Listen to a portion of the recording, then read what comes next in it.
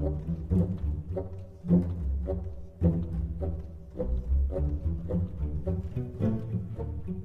folks, Justin here, and welcome to my Isle of Madness card review. I've been playing with the cards for a few days. I have some thoughts, that I've shared leading up to this point, but we finally have the set in our hands. I'm going to touch on all the cards, so let's dive in. First up, we got Cloak and Dagger. Cloak, nice cloak-looking thing. Dagger, it's a dagger. The cloak is still breezing in this one. I think Cloak and Dagger is amazing. I think Cloak and Dagger is almost always, not always, because it obviously costs more, but almost always better than Steel Scimitar, which is really good in a lot of decks. The reason I think this is just the additional flexibility is I think worth the one extra Magicka cost. I know that a lot of aggro mirrors in particular are one on the margins, and so those extra points of magic can count a lot, and you see that in aggro mirror win rates with and without the ring.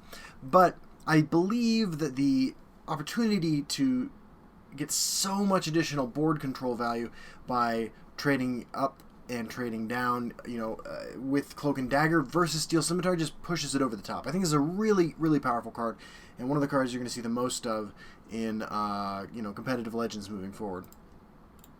Tiny Dragon.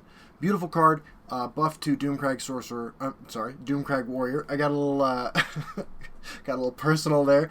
Buff to Doomcrag Warrior. It's a powerful card. In the right meta, obviously, this thing could just, stomp tokens, but we don't currently live in that world, although I have seen quite a few Crusaders popping up today on day 3 of the expansion meta, so definitely one to take a look at. I am pleased there are more dragons being added to the game. The Dragon Synergy cards are all very powerful cards that don't have a lot of dragons that, work low on the curve to work with, so this guy joins Reflective Automaton and being a cheap dragon. Bedeviling Scamp, really interesting card. There's a card in Magic called Trinosphere, which does basically this. This does not affect cards in the deck, so it does not affect things like Alter or Conscription, but it is an interesting one. What exactly you do with this, it's currently one of the few, prison-style, not like prison like I usually talk about, but prison like, rule-setting cards for red that currently exist, and even though red is the color of those effects, we haven't seen a ton of them. Eventually, there could be a point where there's a critical mass of these sorts of effects where it becomes very disruptive.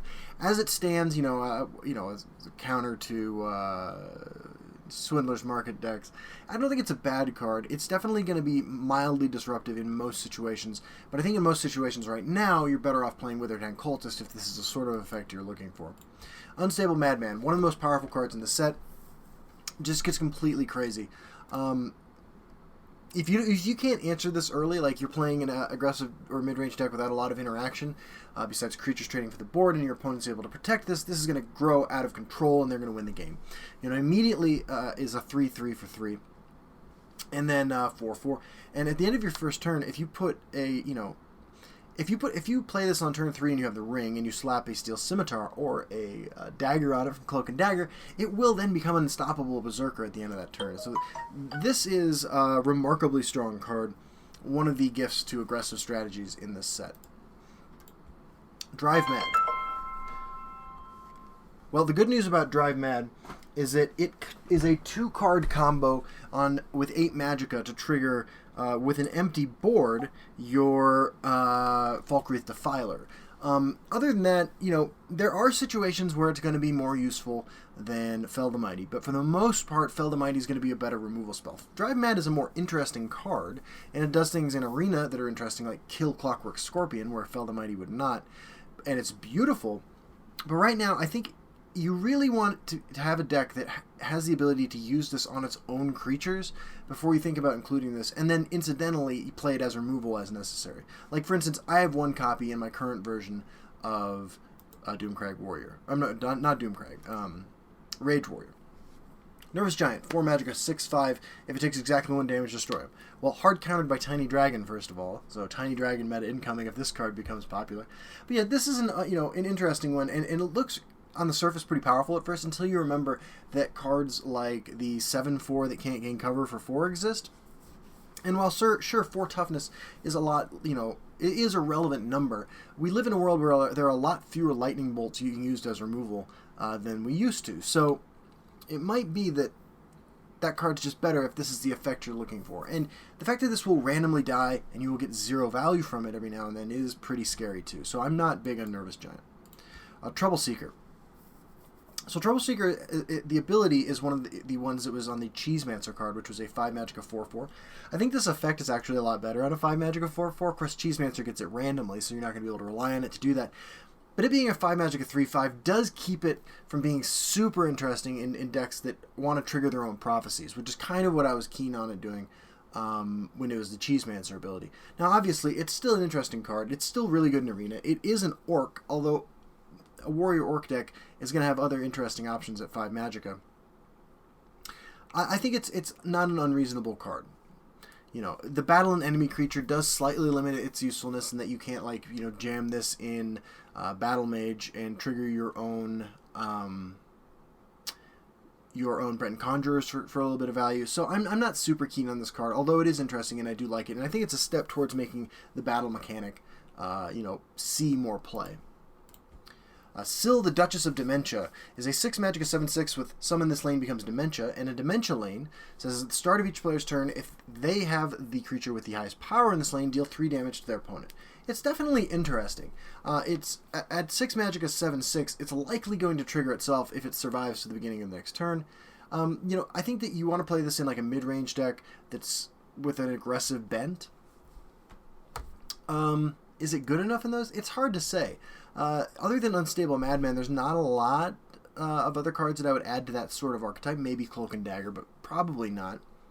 But Syl is an interesting card and a powerful card, but not one that I'm anticipating losing to a whole lot anytime soon. Although I could easily be mistaken by this, because it kind of, like right now the ladder is just full of jank, and, you know, Syl is, I think, less than ideal. Beautiful card, by the way. And the kind of card that I anticipate will eventually see quite a bit of play, but not in the early days of the expansion, I would say. Finally, Gromite Magus. 7 Magic of 5/5 guard. Summon, your opponent discards. Telvanni Conscription is over. We've all been saved. Well, Telvanni Conscription I don't see in a ladder anymore, to be honest. And furthermore, this card is just not that good. If it discards anything, it's got a lot of value. So don't get me wrong. Like, it is a powerful card. And having guard keeps it relevant in the same kind of instances where Moose is relevant into the late game. Although I would argue that the 6 toughness on Moose is actually kind of huge. But Gromite Magus, it's an interesting card. I don't want this to discard my Siege of Strosmakai, and that feels real bad. So my concern is that in the instances where Gromite Magus is really good, like wins you the game, like that seems like it's a really, really, really miserable experience for your opponent. But that's kind of incidental to the power level of the card. Right now, I don't think this card is particularly good, but it is, you know, if you want to look at an upside, it is a, you know, sort of a safety valve for problematic, expensive actions in the future. Moving to blue, Gardener's Harvest. This was revealed by Dust, one of my favorite streamers and players. Check him out if you haven't seen him before. It's an item with +1/+1. At the end of your turn, though, if it's in your hand, it changes to a random item, and it keeps its ability, so every turn it changes into something else. I've already jammed these into my Treasure Pants decks. It's fun. Is it good? Well, on average, items are okay. You know, which makes sense. It's the average. There are going to be times when this blows people out. I actually think that jamming a single copy of it into some decks is not unreasonable. Just because in a pinch, a 1/1 for 1 is not atrocious. You know, even if it's not like hugely powerful, there is a lot of power behind screwing up your opponent's doing. And this happened to me on the ladder the other day. I was playing against an assassin deck, and I was in this position where I put myself at risk to things that couldn't happen to me. Like, you know, if I wasn't playing assassin, I'd be kind of worried, but like I was playing against assassin. They had a Gardener's Harvest that turned into a Sword of the Inferno, and it blew me out. Now, these sorts of moments are obviously like highlight reel moments, a lot of people describe them as, and aren't going to happen all the time. There's no way to guarantee they can happen. But there is a lot of value in that sort of thing, and keeping things unpredictable is an interesting place to be in.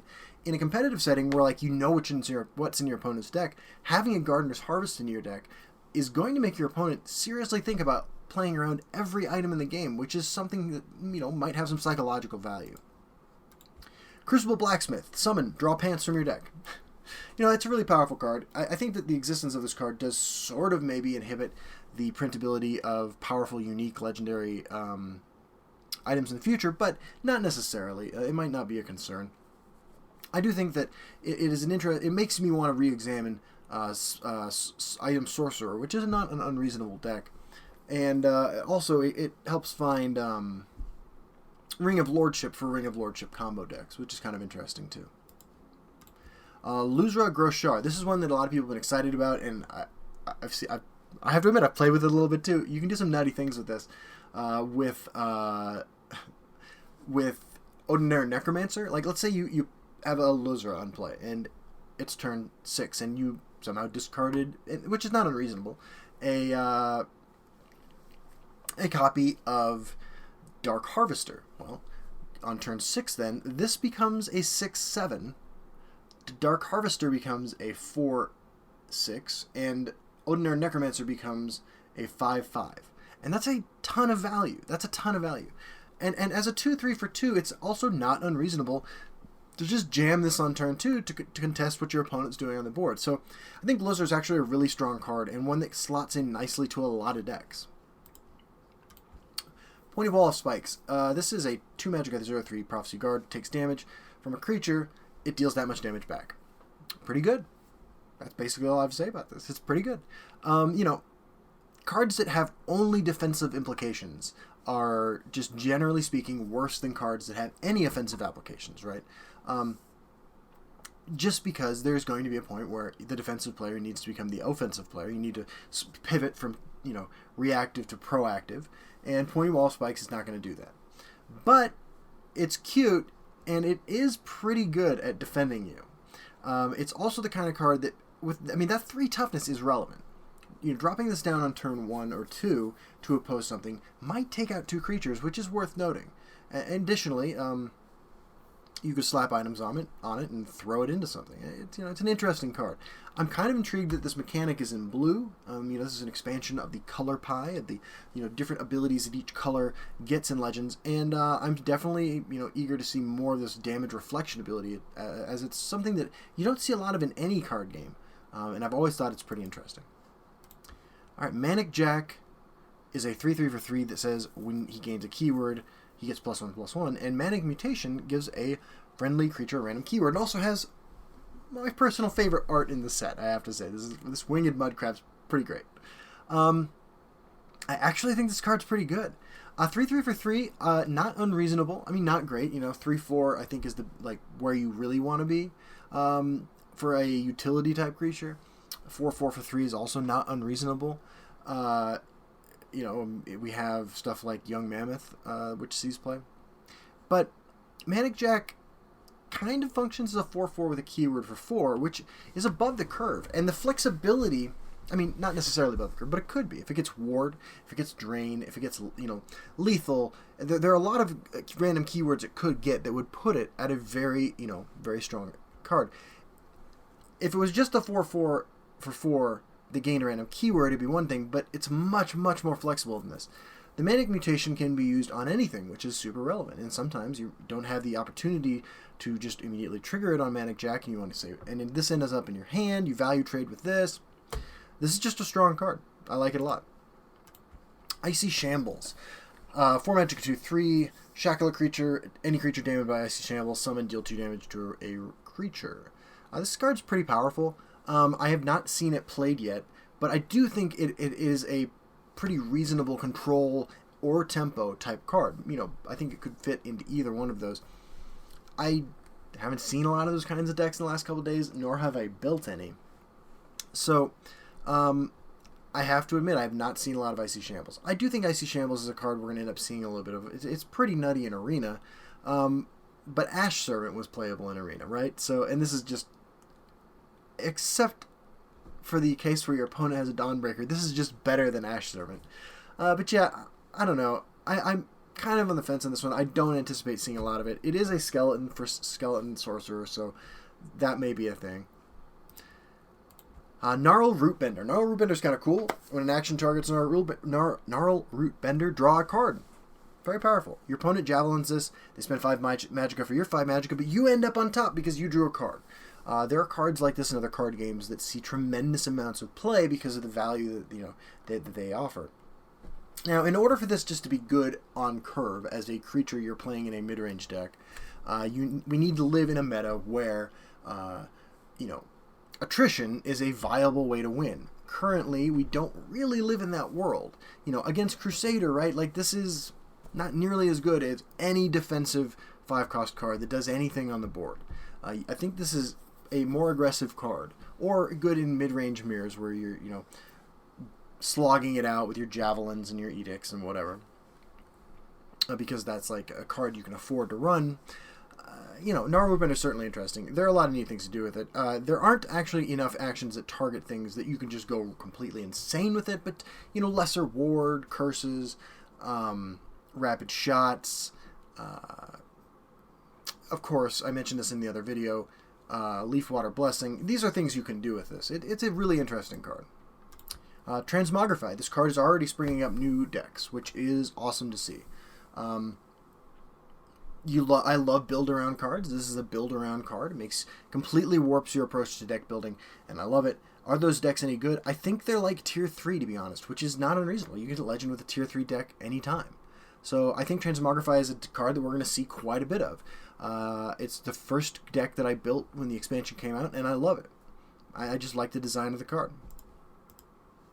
Finally, we have Seething Flesh Golem, which is a 3/8 for 8, and it's a Daedra.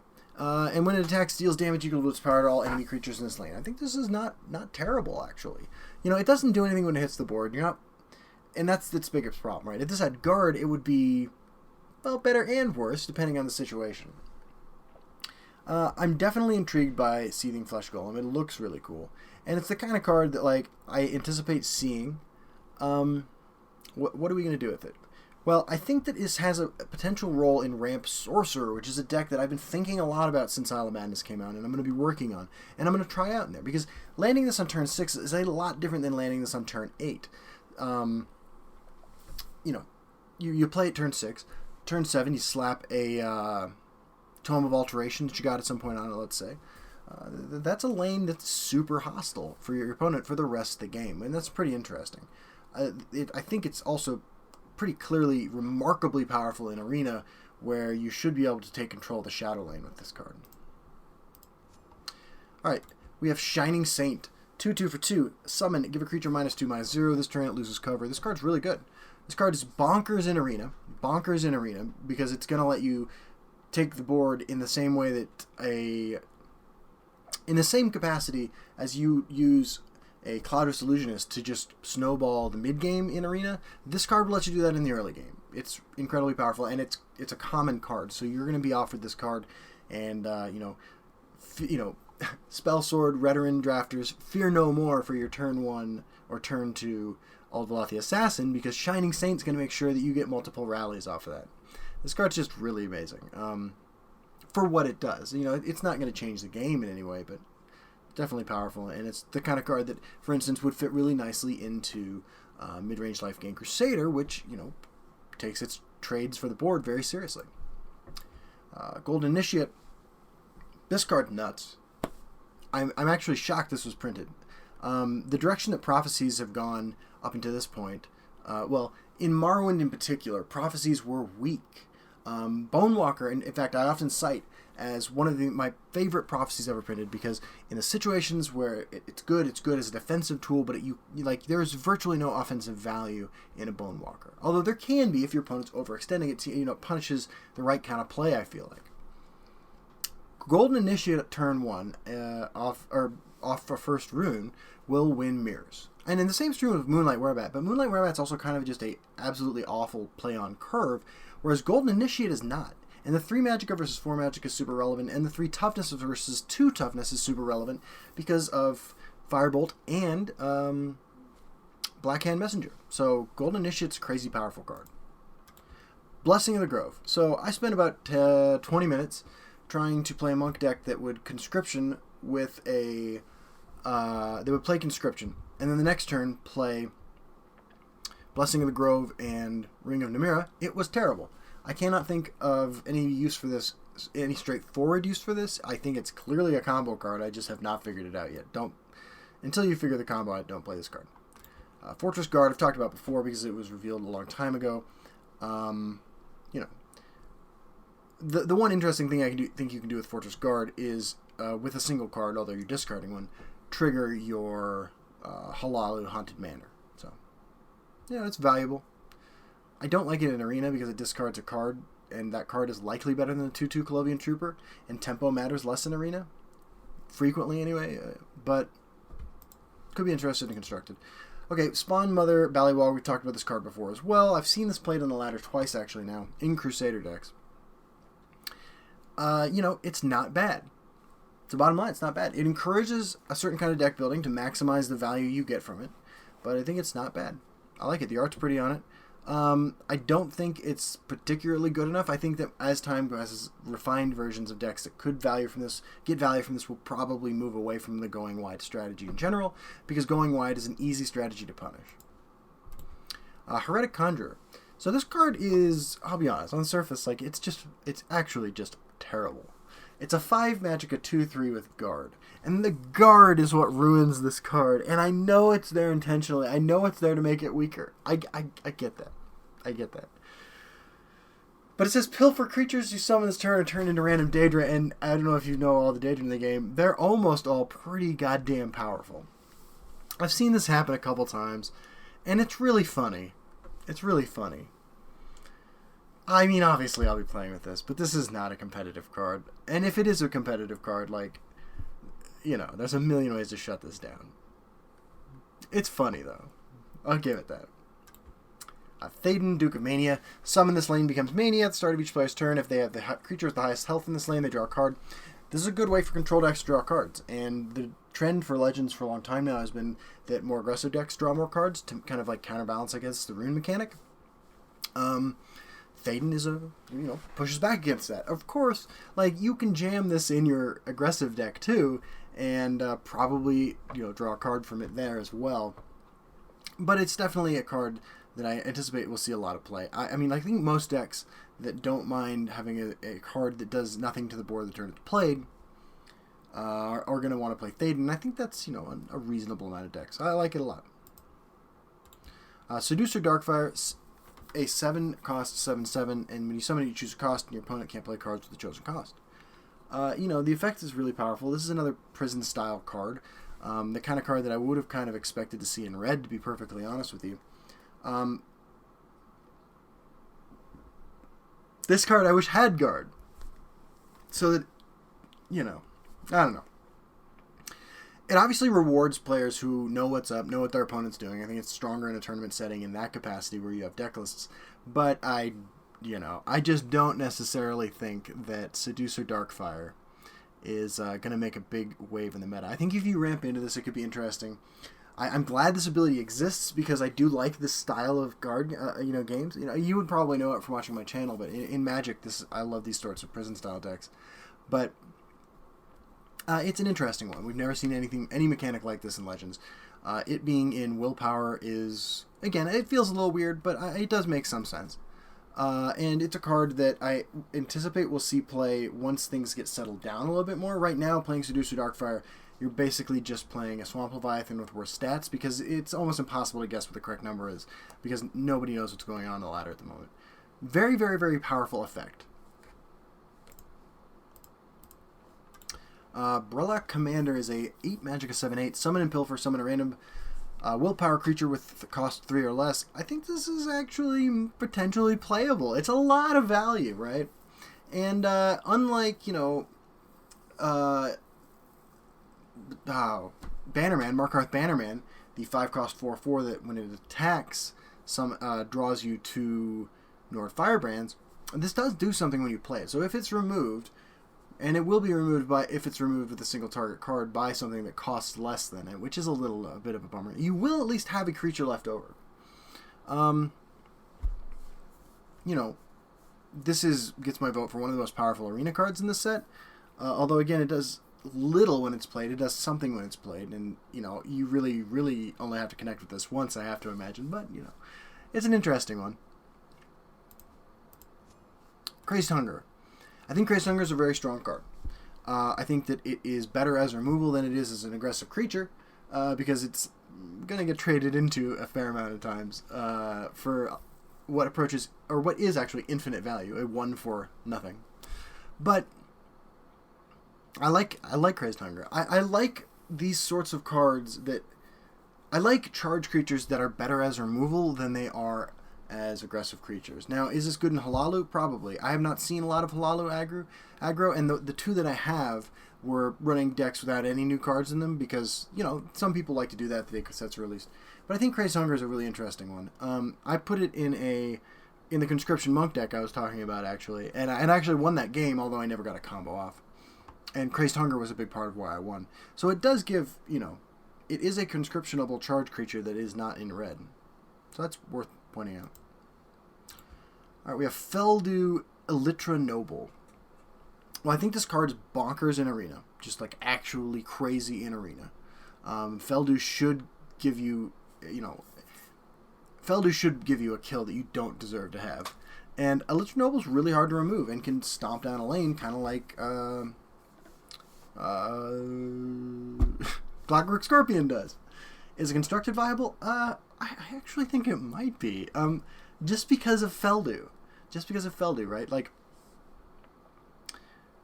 Treeminder is a powerful effect that is stapled to a useless body. I mean, like, occasionally it prevents lethal. And that's great. You didn't die. But Feldu, you trade up like crazy. So any deck that has bodies laying around, I'm thinking of decks in particular that run Thieves Guild Recruit, that wants to turn those creatures into removal, that's great. And while there were abilities in the past with Skooma Racketeer to give things lethal, it's not the same as having a body attached to it. And frankly, this is just cheaper than Skooma Racketeer. So yeah, I think this card could be, as crazy as it sounds for such a straightforward card, I think that the potential value is there. In the right, I mean, like, mid-range mirrors, again, I know I talk about that kind of thing a lot, and we don't live in that world a lot, but it's the kind of thing that would be great there. Lady Syl's Cruelty, I went over this card in another video. Obviously, a huge investment for a creature. You have to kind of build with this in mind. I did jam a copy of it into my Singleton Dagoth deck. For obvious, I mean, I'm running Dagoth there and Siege of Stress Makai. Like, of course I put it in there. But, you know, see, Lady Syl's Cruelty, first of all, poor kitty. Second of all, I don't think it's particularly good, although there are obviously some pretty stupid combos that you can do with this. You know, a Abomination Telvanni shell could turn, if you wanted to overkill like crazy, could turn Eager Torturer into a massive, massive creature and sacrifice it for a ton of magicka if you can find something to do with that magic. I mean, there are funny things to do with this card. As a tempo play, it's just a huge tempo loss. You'd have to land something with that magicka that made up for that. Can you do that? Probably. I'm not huge on this card in any kind of constructed format, though. Mad Dash, this is a card that the response to initially was pretty funny. Everybody's hyped on this card. I like this card. Although, you know, lane moving mechanics are some of the least fun things to be on the receiving end of in the game, they do embrace what Legends is, and I can definitely appreciate and respect that. This is an interesting one. I think that if it has a constructed place, it's in Rage Archer. You know, I've played it in Slay Scout. It's just not great because Slay Scout works when it goes face, and it loses a lot of the time when it plays for the board. That's just the unfortunate truth about that deck, even though it got other tools. You know, Mad Dash is a very powerful card, and you will see play. You know, it's a roll. It's not going to make you build a new deck, but it is a strong card. Serial's 100% unreliable. The only reason you would want to play this is if you think to yourself, there are going to be times where I don't mind dropping a 3/3 for 3 that has a really cool ability, and then I just trade it away. Or gets eaten by a lightning bolt, or any removal in the game, because that's likely what's going to happen with it. The odds of it hitting something that you know is going to win you the game or that matters when you hit with the Pilfer are obviously pretty low. But you know, for those moments where you do, it's really fucking cool. Now, I have to say, I'm saddened to report that I did this. Yeah, I did it. And I wasn't recording.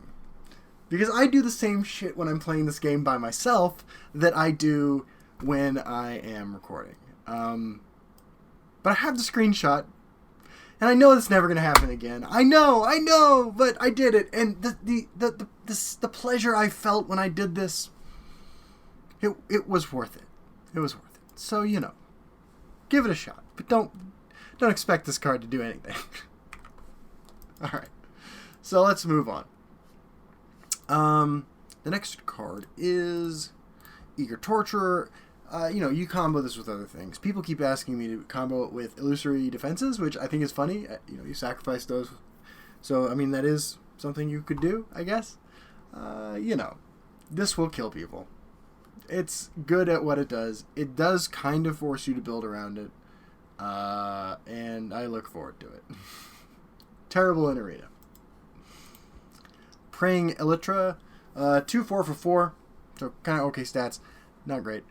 Choose an enemy creature. When it damages the enemy creature, draw 2 cards.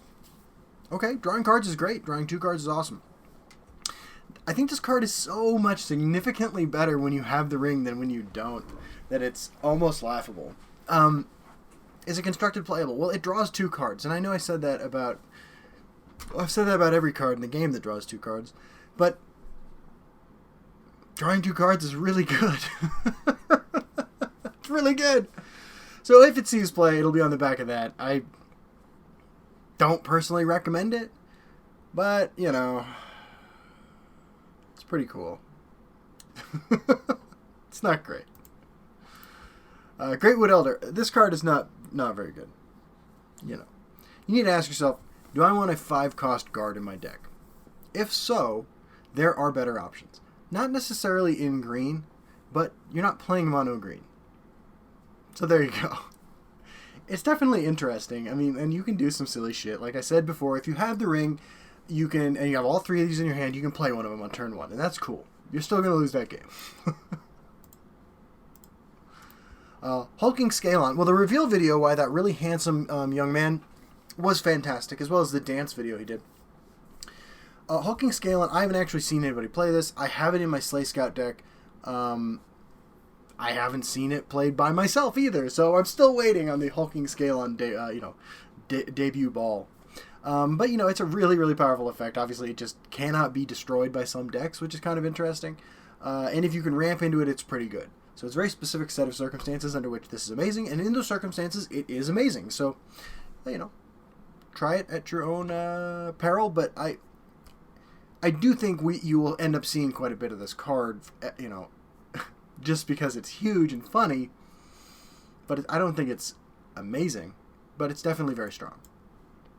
Not very playable, but very strong. Let me put it like that. Skinned Hound, very, very, very, very strong card. Why? Because it screws up what your opponent's plans were, and every time you can do that, you're winning. I mean, not necessarily winning, but you're kind of winning. You're spiritually winning, and you're increasing your chances of actually winning the game. It's a skeleton, which is relevant for skeleton tribal decks. It's also a beast, which means you can get it off of things that generate random beasts, so keep that in mind. But yeah, give a creature +0/+2 in guard. It can give itself guard. And even in decks where all you're doing is playing it as a guard, that's fine. I mean, I think you could probably get away with that in decks that don't run better early guard creatures. And while the card pool is expanding to include more better early guard creatures, it's not terrible. It's just not terrible. It's a really strong card. I think it goes in a lot of decks. Squish the Wimpy. This I would give the vote for the most pushed card in the set. By that I mean like the card who, like, you could cost this at 4 and like people would be like, okay, that seems about right. So the fact that it costs 2 is kind of remarkable. It being in purple is interesting too, because battle mechanics have previously all been in red. So we're learning a little bit again about what goes in every color. But yeah, you know, this is obviously super, super, super good at what it does. I've played in Slay Scout. It's okay. I mean, Slay Scout's not a great deck, although it's not terrible either. And I've played it in Rage Warrior, where it's been predictably amazing. And I think you could probably take a look at this card in a lot of other decks, too. I mean, Sorcerer, I think, is a deck that you might consider running something like this in. You know, anytime you can trigger Slay ability, it's obviously bonkers good. But anytime you can just remove something for a pretty cheap cost, definitely worth pointing. You know, you're the cannons at your opponent's creatures. And in Sorcerer, you have a lot of creatures with Ward, where that could get a lot of value. So, powerful card. We'll see play. Oops, I skipped a bunch of stuff. Wake the Dead. 2 Magicka, draw a spirit or skeleton creature of your choice from your deck and give it +0/+1. Well, we might be at the point where Skeleton Tribal is viable. I don't think we are. Skin Hound helps as being a 2-cost skeleton. I think we're still a couple spirits, skeletons, really just skeletons, away from making that a thing. I do like to draw spirits, so you can use this to like grab Wisp Mother if you're doing something degenerate with that. But, you know, this card is very specific in what it does. Its power level is contingent upon the power level of spirits and skeletons that you want to draw. And right now, I just don't think the juice is there. But I like that they're continuing to slow grind, build up Skeleton Tribal as a thing. And there will be a point where it's probably good. Jiggaleg's Incursion. This is one of the last cards that got revealed. And it is really interesting. I jammed 1 copy of this into my Rage Warrior deck and have enjoyed every fucking minute of it. This card is super, super, super, super powerful in very, very niche circumstances. You don't want to play this and everything. You're going to find yourself dying. Against aggro, I mean, like, it's an interesting one, right? Let's say you first turn Prophecy this against an aggro deck. If you're the kind of deck who's running this card successfully, you're probably going to capitalize on this, you know, in ways exponentially more powerful than what your opponent does. And in those cases, it's great. I think it's, an astoundingly strong Prophecy. Played from hand, it's not great. You need to be able to control what's going on. It generates 0 tempo. But yeah, it's a remarkably interesting card. And it will see play. Don't play it in everything you think it might go in, though, because you really need to think, what's the worst thing that could happen if I play this?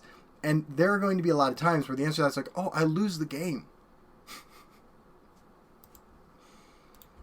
Zavara Atronach, summon. You may sacrifice another creature to give Zavara Atronach its power and health. This is a pretty cool card. Last Gasp decks obviously want this.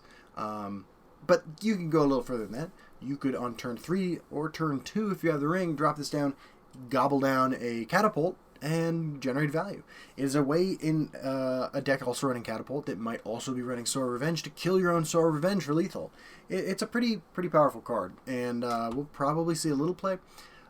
There are a ton of silence effects in the game, and the existence of 3-color decks means that everybody can run silences. So, you know, keep that in mind. Ballywog Tidecrawlers, Smoked Ballywog Lake. I actually think this card is really good. For a slightly worse Hive Defender, and Hive Defender is a really strong card, you get Smoked Ballywog Leg, which first of all has just eerily realistic art, but is more importantly just like crazy good. I've advocated for years for drafting Healing Hands. Right? What if you got a free Healing Hands? And I know the Healing Hands is got a lot of utility because of the +1/+1 it gives. That is an arena comment, but Ballywog Tidecrawlers is really strong. And 6 toughness is a lot. And seeing a 6 toughness 4 magic guard creature in purple is pretty interesting. So I think Smoke Ballywog Leg is a card that you should consider running in a lot of decks. I like I said, I'm jamming it in Slay Scout. I'm jamming it in Insanity Sorcerer. I think this card's pretty good. Knight of Order. This card is not very good. The effect is obviously just like really strong. Somebody played this against me today. It did in Arena. It was okay, but it was a 4 magic 2/2. Like, the tempo loss is just remarkable. Now, if you use this to silence a lane full of imprisoned Death Lords and stuff like that, like, cool. That's, I think, the best way to use this card, actually, because breaking cards that have, effects that hit all players to only benefit you is how is a way you can win. And you could do that with Knight of Order. It's beautiful. The Gatekeeper. Really strong. It doesn't go in aggro warrior, I don't think, although you might just jam it in the shadow lane while you're focused on the field lane. It's a really powerful card. If you run a deck that has guards in it and it's purple and you're not planning on just smorking, jam Gatekeeper in there. The effect is interesting. It's a rule setting mechanic. Again, I thought this mechanic could have showed up in red. Play the Gatekeeper. You probably won't regret it. Finally, Dark Seducer. I've talked about this card before. I replaced. I actually replaced the 6/5 Vampire with Drain and Breakthrough in my Rage Warrior deck with this. It's been about as good as that was. You know, it's not as good for unstoppable raging and killing your opponent, but that deck, I play that deck like a combo deck anyway, and I just unstoppable rage on my 16/16s. So Dark Seducer, I think, is pretty strong. If you can ramp into it, again, this and Hulking Scalon are kind of begging for a turbo ramp mid-range deck to really capitalize on. But again, there's so many silences, and it's obviously, getting removed for 4 Magicka, but an Edict of Azura or Fel the Mighty or the Drive Mad, it feels really bad. So it's not great. Our one dual card I've talked about before, Tavar, Rayvat. I think this card's pretty good. Again, Ramp Sorcerer, Control Sorcerer, not a deck I'm talking about. I even think that in Telvanni decks where you draw half your deck anyway, you could, appreciate some value and the flexibility of both these cards. A random Face Ward's pretty good. 4 Magicka 2/2 with Ward, not good. But when you consider the entire package, I think, the costs are fairly appropriate. Tavar is interesting. Obviously, it has some niche applications and decks that are trying to do degenerate combo things, and you need to keep certain creatures alive, so that's something you might want to keep in mind. I think you could probably play this in Item Sorcerer and not feel terrible about it, just so you don't get randomly, bombed by a Sorcerer's Negation from your opponent. Strong card. Ring of Lordship. It's a combo card and an all-in kind of tempo play, right? Playing this on a Dwemer is interesting. I think that if you're able to put this on a Dwemer and then get a trade you weren't going to get a trade for, and then snowball, I think that's pretty good. I don't think it's particularly good in Orcs. Orcs don't really have a problem with just dumping their hand as it is. And then, of course, there's the Forsworn combo. So, Doomfang Ally, really strong. Any of these that hits are good. Any of them. 3 Magicka, 5/3. Pretty good. 3 Magicka, 3/3 with Ward. Good. 3 Magicka, 3/3 with Drain. Good. 3 Magicka, 3/3 with Lethal. The worst, but not bad. 3 Magicka, 3/5. Good. Play this card. Hit a triple card and watch as your opponent uninstalls Legends. Fork of Formulation. I've talked about this quite a bit before. You don't jam this in everything. But if you're playing for the board, you might as well. Do we live in that world? How many Aggro Crusaders have you faced today? Right? That's the question. It's a good card. It's a powerful card. And I think you could get away with running it in a lot of stuff. I expect to see at least one copy of Fork of Formulation in the next Warp meta. I will say that. Gates of Madness. One of the worst cards in the set. One of the most fun cards in the set.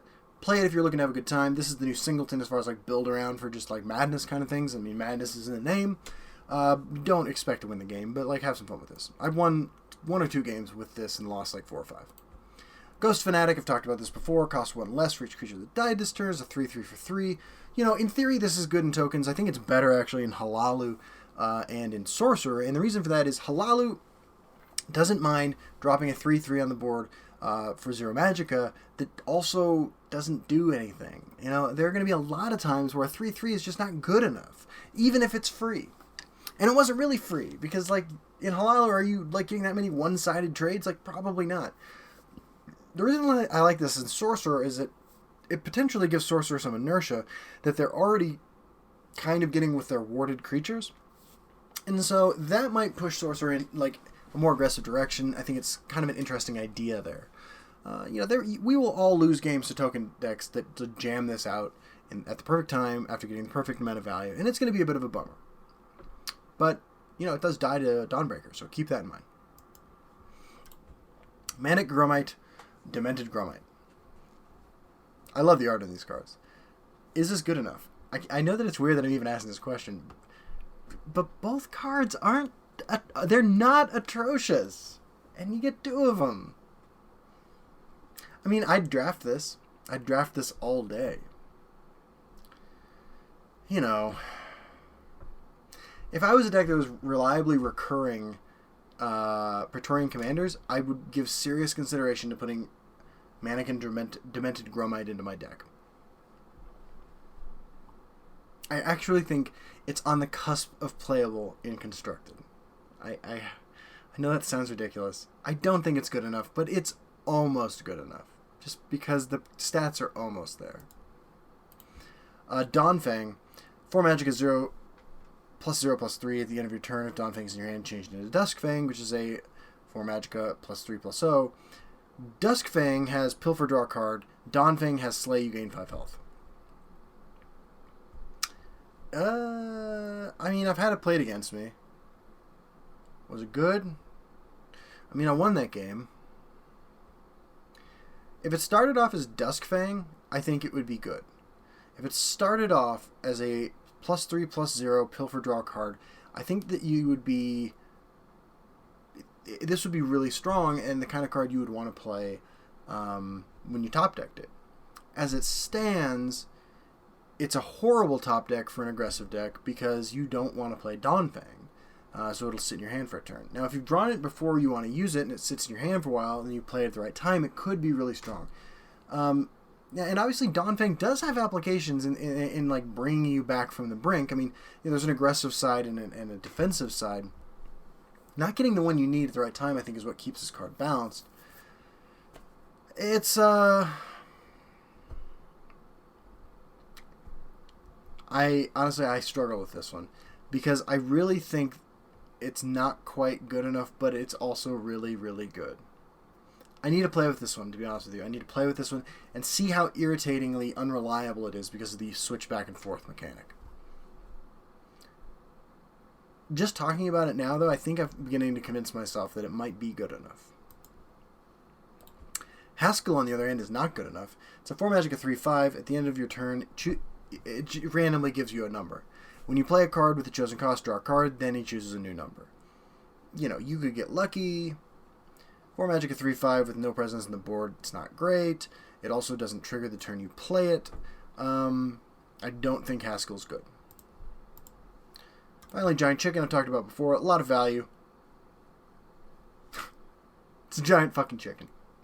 Welcome to the Isles of Madness, guys. That's been my set review. Let me know in the comments what your favorite cards are, what you think, and blah, blah, blah, blah, blah, blah, blah, blah.